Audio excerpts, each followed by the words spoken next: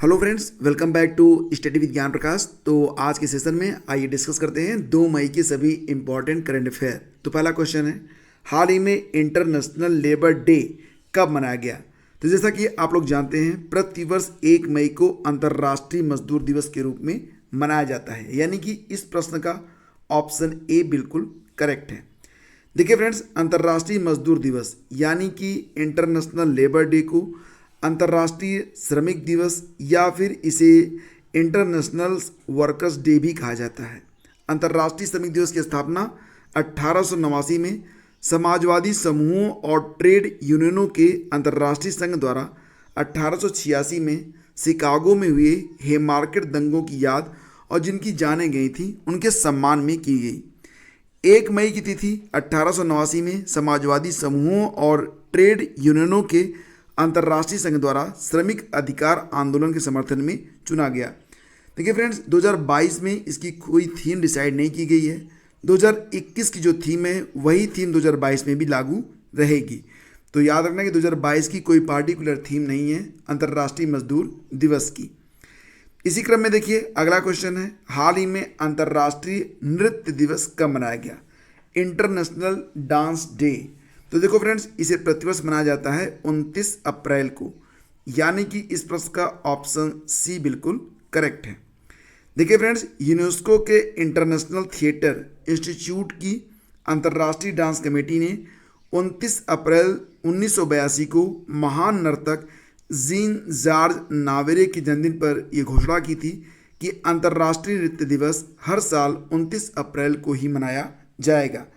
देखिए, नावेरे की एक किताब भी है जिसमें डांस को सीखने के बारे में, यानी कि इसे नृत्य की आप ABCD भी कह सकते हैं। इस किताब का नाम क्या है? इस किताब का नाम है लेटर्स ऑन द डांस।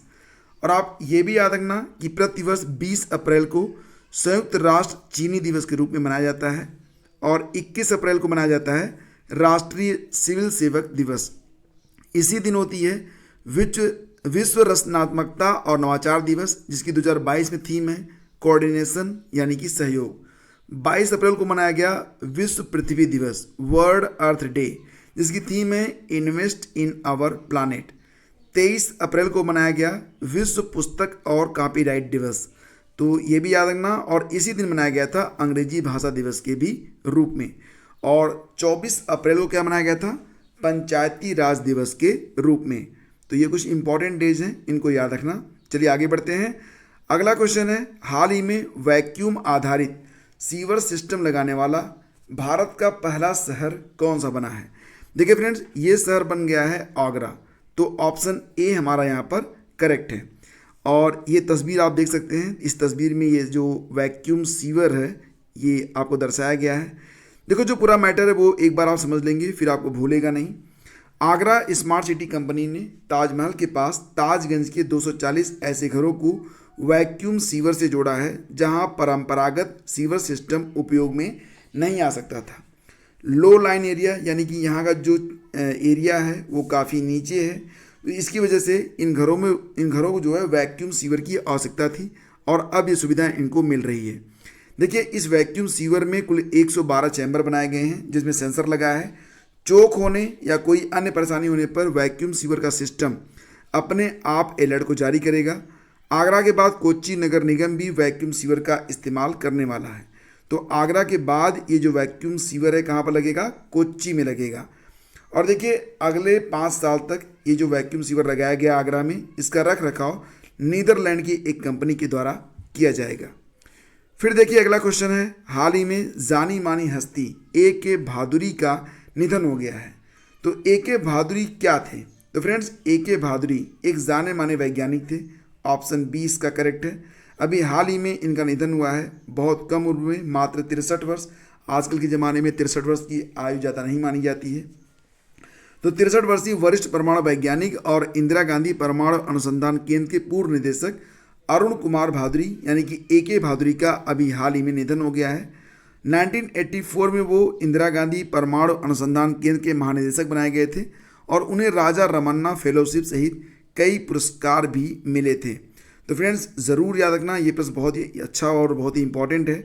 जानी मानी हस्ती AK भादुरी का निधन हो गया है और वो एक वैज्ञानिक थे।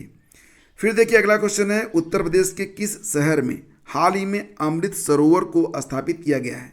तो फ्रेंड्स, जैसा कि आप लोग जानते हैं, वर्तमान समय में आज़ादी का अमृत महोत्सव नामक महोत्सव जो है ये चल रहा है, और इस महोत्सव को सेलिब्रेट करने के लिए भारत के हर जिले में 75 अमृत सरोवर स्थापित किए जाएंगे। तो इसी क्रम में जो पहला अमृत सरोवर स्थापित किया गया है वो रामपुर उत्तर प्रदेश में स्थापित किया गया है, यानी कि इस प्रश्न का ऑप्शन बी आपका करेक्ट है। तो उत्तर प्रदेश के रामपुर के पटवाई ग्राम पंचायत में अमृत सरोवर बनकर तैयार हुआ है। आज़ादी के अमृत महोत्सव के तहत लिए गए संकल्पों में से 75 अमृत सरोवर की योजना के कार्य स्तर, ये जो काम है ये युद्ध स्तर पर चल रहा है। अमृत महोत्सव के दौरान देश के हर जिले में, याद रखना ये प्रश्न बन सकता है कि हर जिले में कितने अमृत सरोवर बनाए जाएंगे, तो हर जिले में 75 अमृत सरोवर बनाने की योजना बनाई गई है। मनरेगा कन्वर्जेंस, क्षेत्र पंचायत निधि और ग्राम पंचायत निधि से सरोवर की रिटेनिंग वाल, चार दीवारी, interlocking, food court, stone pitching, paddle board, green area और फव्वारे आदि यहाँ पर लगाए जाएंगे। तो ये बहुत ही शानदार तरीके से डेवलप किए जाएंगे। चलिए फ्रेंड्स, आगे बढ़ते हैं। अगला क्वेश्चन है कि हाल ही में किसने 90 दिवसीय अभियान आज़ादी से अंत्योदय तक की शुरुआत की है, और इस प्रश्न का उत्तर है ऑप्शन ए, यानी कि गिरिराज सिंह। अच्छा फ्रेंड्स, गिरिराज सिंह हमारे कौन से मंत्री हैं, क्या आप बता सकते हैं? तो याद रखना कि गिरिराज सिंह वर्तमान में ये ग्रामीण विकास और पंचायती राज मंत्री हैं, याद रखना। अमृत महोत्सव के क्रम में देश के 90 दिवसीय आज़ादी से अंत्योदय तक अभियान में पूरे देश से कुल 75 जिलों को चुना गया है, और इस अभियान का लक्ष्य क्या है? 17 चुनिंदा योजनाओं को सीधे लाभार्थियों की संतृप्ति मोड में सहायता के साथ शुरू करना, और प्रत्येक भाग लेने वाले मंत्रालयों विभागों द्वारा ग्रामीण क्षेत्रों में सबसे पिछली पंक्ति में बैठे हुए व्यक्ति तक इस योजनाओं का लाभ को पहुंचाना है। तो ये प्रश्न भी बहुत ही अच्छा और इम्पॉर्टेंट है। 90 दिन का अभियान है, 3 महीने चलेगा, आज़ादी से अंत्योदय तक। इसकी शुरुआत की गई है गिरिराज सिंह के द्वारा, जो कि ग्रामीण विकास और पंचायती राज मंत्री हैं। फिर देखिए अगला प्रश्न है, हाल ही में संपन्न एशियाई कुश्ती चैंपियनशिप 2022 में भारत ने कुल कितने पदक जीते हैं? तो ये जो एशियाई कुश्ती चैंपियनशिप 2022 हुआ, इसमें भारत ने कुल कितने पदक जीते? 17 पदक जीते हैं, और इन 17 में स्वर्ण पदक कितने हैं? तो फ्रेंड्स, स्वर्ण पदक भी टोक्यो ओलंपिक की तरह भारत ने सिर्फ एक जीता है। तो एशियाई कुश्ती चैंपियनशिप 2022 में भारत ने मात्र एक स्वर्ण जीता है, 5 रजत जीता है और 11 ब्रोंज यानी कि कांस्य पदक को जीत लिया है। याद रखना कि Asian wrestling championship 2022, Asian wrestling championship 2022 का जो 35वां संस्करण है, ये कहाँ पर आयोजित हुआ है? मंगोलिया के उलान बटोर में। भारत की ओर से कितने रेसलर्स ने इसमें पार्टिसिपेट किया? तो कुल मिला के 30 रेसलर्स ने इसमें पार्टिसिपेट किया है। कुल 17 मेडल जीते हैं भारत ने, और मेडल तालिका में भारत 5वें स्थान पर है। तो भारत को 1 स्वर्ण मिला है, 5 रजत मिला है और 11 कांस्य पदक मिला है। भारत की ओर से एकमात्र स्वर्ण पदक रवि कुमार दहिया ने जीता है, और इन्होंने 57 किलोग्राम फ्री स्टाइल कुश्ती में इसे जीता है। और रवि कुमार दहिया ने किसको हराया? कजाकिस्तान के पहलवान रखत कलझान को। रवि कुमार दहिया ऐसे पहले भारतीय रेसलर बन गए हैं जिन्होंने एशियन रेसलिंग चैंपियनशिप में 3 गोल्ड मेडल जीते हैं। पहला जो गोल्ड था वो जीते थे 2020 में नई दिल्ली में, फिर 2021 में अलमाटी कजाकिस्तान में भी उन्होंने गोल्ड मेडल ही जीता था, और अब 2022 में मंगोलिया के उलान बटोर में भी उन्होंने गोल्ड मेडल जीता है। तो रवि कुमार दहिया ऐसे पहले भारतीय बन गए हैं, ऐसे पहले भारतीय रेसलर बन गए हैं जिन्होंने एशियन रेसलिंग चैंपियनशिप में 3 गोल्ड मेडल को जीत लिया है। फिर देखिए अगला क्वेश्चन, लेकिन उसके पहले ये लिस्ट आप देख सकते हैं 2022 की Asian wrestling championship medals table है। इसमें पहले स्थान पर है सबसे ज़्यादा मेडल जीतकर जापान, दूसरे स्थान पर है ईरान 15 मेडल के साथ, तीसरे स्थान पर है कजाकिस्तान 21 मेडल, और भारत है 5वें स्थान पर 17 मेडल के साथ। हाल ही में किस दिन को उज्ज्वला दिवस के रूप में मनाने का निर्णय लिया गया है? देखिए फ्रेंड्स, आजकल बीपीएल परिवारों के नीचे जितनी भी आबादी रह रही है उनके परिवारों को मुफ्त गैस सिलेंडर प्रदान किया जा रहा है। तो इसी मुफ्त गैस सिलेंडर योजना को सेलिब्रेट करने के लिए उज्ज्वला दिवस के रूप में मनाया जाएगा प्रतिवर्ष मजदूर दिवस के साथ, यानी कि 1 मई को। तो ऑप्शन डी इसका बिल्कुल करेक्ट होगा। तो पेट्रोलियम और प्राकृतिक गैस मंत्रालय ने 1 मई को उज्ज्वला दिवस के रूप में मनाने का निर्णय लिया है। और उज्ज्वला दिवस का जो पहला यानी कि इसका जो पहला आयोजन होगा ये असम के डिब्रूगढ़ में किया जाएगा। ये ज़रूर याद रखना आप, काफ़ी इंपॉर्टेंट पॉइंट है। और उज्ज्वला योजना कब शुरू हुई थी? 1 मई 2016 को बलिया के बलिया से स्टार्ट हुई थी, उत्तर प्रदेश के बलिया से 1 मई 2016 को। यही वजह है कि 1 मई को ही उज्ज्वला दिवस मनाने का निर्णय लिया गया है। इसका उद्देश्य क्या है आप समझ गए होंगे, बीपीएल परिवारों को मुफ्त में एलपीजी कनेक्शन देना। और उज्ज्वला योजना 2.0 की शुरुआत की गई 10 अगस्त 2021 को उत्तर प्रदेश के महोबा जनपद से। हालांकि फ्रेंड्स कई सारे नए दिवस हैं जो कि 2021-22 में डिक्लेयर किए गए हैं, तो इनकी लिस्ट आपके सामने है, एक बार इनको देख लीजिए, एग्जाम में इससे प्रश्न बन सकते हैं। राष्ट्रीय डॉल्फिन दिवस ये मनाया जाएगा प्रतिवर्ष 5 अक्टूबर को। इस्लामोफोबिया दिवस यूनाइटेड नेशन ने डिक्लेयर किया है, इस्लामोफोबिया दिवस 15 मार्च को। और आपको याद होगा कि 15 फरवरी को बिहार में शहीद दिवस के रूप में मनाने की घोषणा भी की गई है। मैत्री दिवस डिक्लेयर किया गया है 6 दिसंबर को। महामारी की तैयारी का अंतर्राष्ट्रीय दिवस ये डिक्लेयर किया गया है 27 दिसंबर को। राष्ट्रीय स्टार्टअप डे ये मनाया जाएगा 16 जनवरी को। और पराक्रम दिवस, देखिए भारत के स्तर पर पराक्रम दिवस होगा। हमारे जो नेताजी थे, नेताजी सुभाष चंद्र बोस, उनकी जयंती 23 जनवरी को।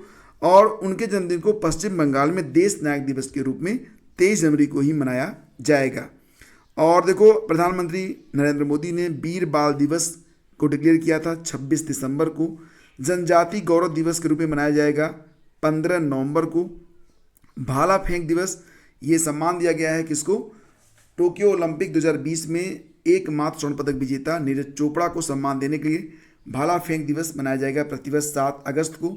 और माइनॉरिटीज़ राइट्स डे ये मनाया जाएगा 18 दिसंबर को प्रतिवर्ष तमिलनाडु सरकार के द्वारा।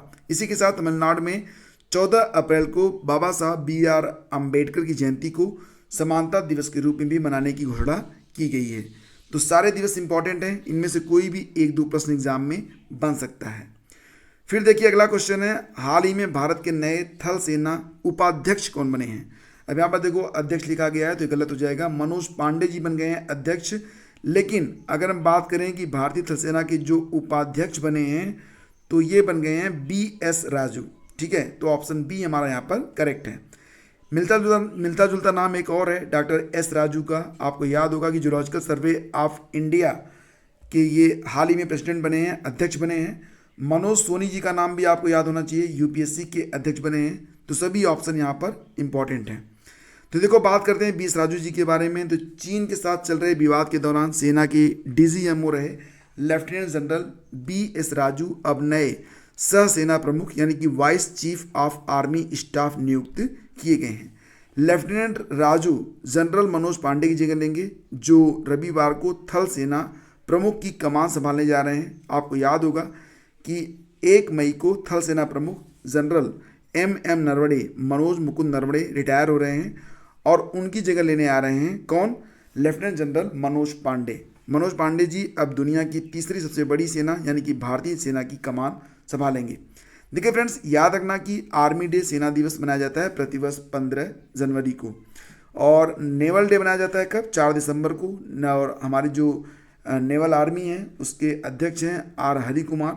एयरफोर्स डे मनाया जाता है प्रतिवर्ष 8 अक्टूबर को जिसके प्रमुख हैं विवेक राम चौधरी।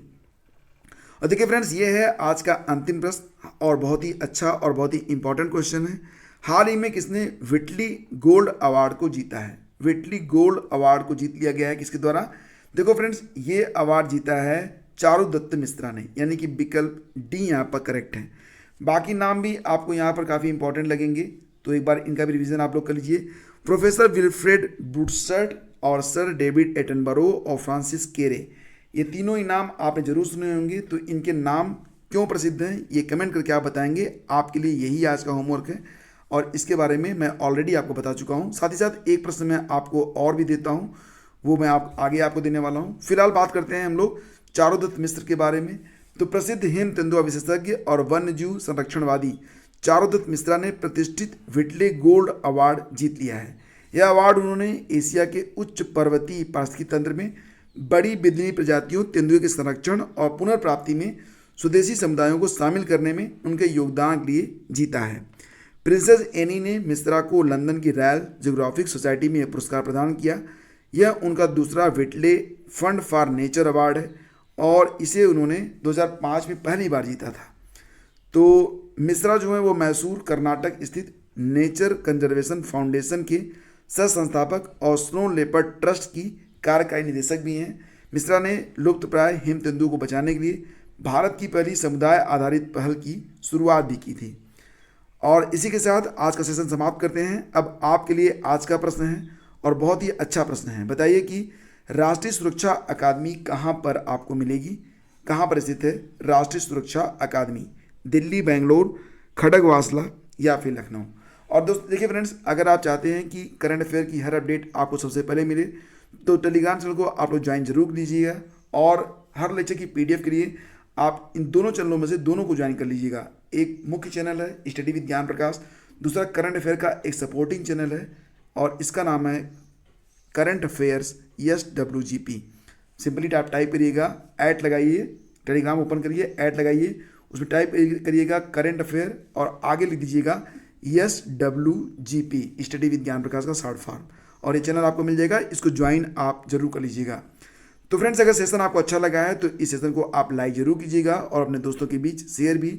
हम मिलेंगे शीघ्र ही आपसे एक नए सेशन में, तब तक के लिए हैव ए ग्रेट डे। जय हिंद।